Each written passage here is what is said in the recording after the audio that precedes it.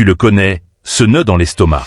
Quelqu'un te demande un service, ton agenda est déjà plein, mais au lieu de dire non, tu dis oui.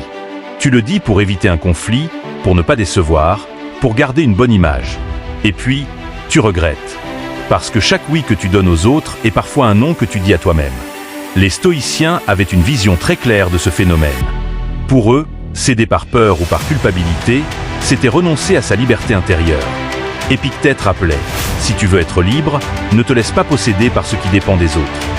Dire non est un acte de liberté. Mais encore faut-il savoir le faire sans colère et sans remords.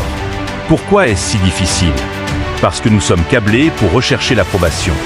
Dans l'Antiquité, comme aujourd'hui, être rejeté signifiait perdre la protection du groupe. Aujourd'hui, même si ta survie ne dépend plus directement de la vie des autres, ton cerveau agit toujours comme si c'était le cas. Et cette peur du rejet nous pousse à dire oui même quand nous devrions dire non. Le stoïcisme, lui, nous apprend à distinguer deux sphères. Ce qui dépend de nous, nos choix, nos paroles, nos actions. Ce qui ne dépend pas de nous, les réactions, jugements et émotions des autres. Dire non fait partie de ce qui dépend de nous. Mais comment le faire sans déclencher de conflits intérieurs? Première clé stoïcienne, l'alignement avec ses valeurs. Marc Aurèle ne disait pas oui ou non pour plaire, mais pour rester fidèle à sa mission de vie.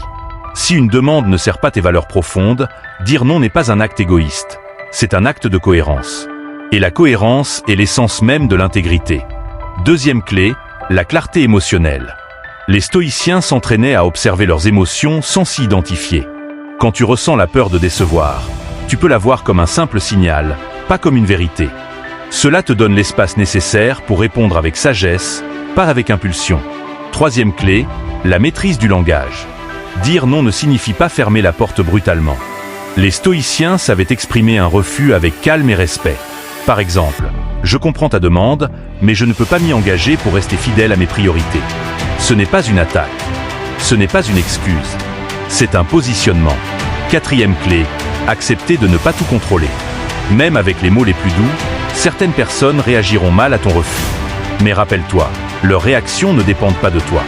Ce qui dépend de toi, c'est de rester en accord avec toi-même. Les stoïciens appelaient cela l'ataraxie, la tranquillité de l'âme. En pratiquant ces principes, tu découvres que dire non ne crée pas de frustration.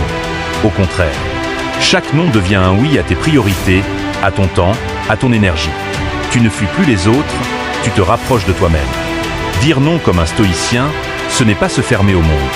C'est choisir consciemment ce à quoi tu dis oui. Et c'est dans ce choix que se cache la véritable liberté.